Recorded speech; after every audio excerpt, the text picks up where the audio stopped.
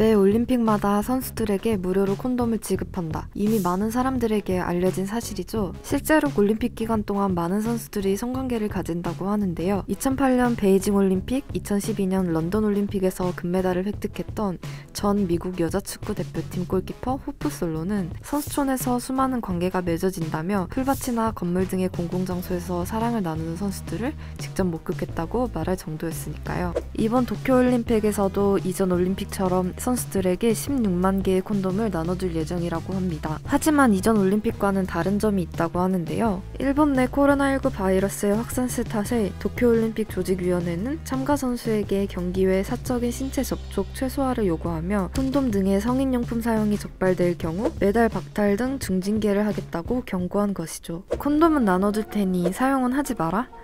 물론 도쿄올림픽을 안전함 속에 마치는 것이 우선이지만 이런 다소 황당한 규정에 제대로 지켜질 수 있을지 여부를 두고 우려의 목소리가 나오고 있습니다.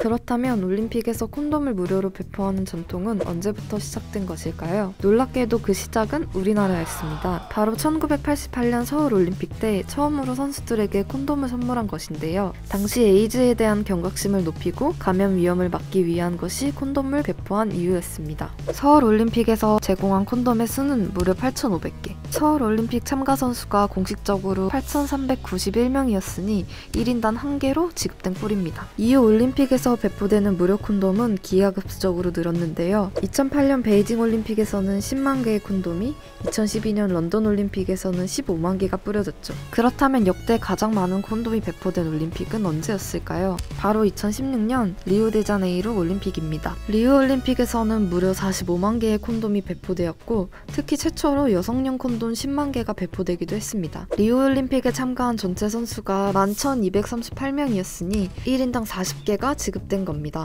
특히 리우올림픽 때는 일명 콘돔가이라는 자원봉사자가 매일 자판기에 가득 콘돔을 채워넣을 만큼 인기가 높았다고 하네요. 리우올림픽에서 콘돔 숫자가 엄청나게 늘어난 이유는 태아의 뇌 손상을 유발하는 지카 바이러스가 남미 지역에 퍼졌기 때문이라고 합니다. 그렇다면 과연 성관계가 경기를 앞둔 선수들에게는 어떤 영향을 미칠까요? 이에 대한 흥미로운 연구 결과가 있는데요.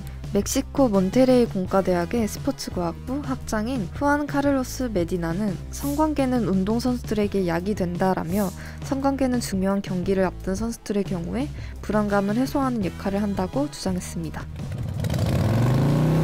올림픽에 출전하는 선수들에게 무료로 배포하는 콘돔. 일본 측에서는 코로나19라는 시대적 상황에 맞춰 콘돔 사용을 전면 금지했는데요. 그러나 선수들의 콘돔 사용은 어디까지나 사생활이기 때문에 실제로 콘돔 사용 금지 권고가 지켜질지에 대해서는 의문이 남아 있습니다. 도쿄올림픽 콘돔 규정, 여러분의 생각은 어떠신가요? 3분 반점 배달 완료됐습니다.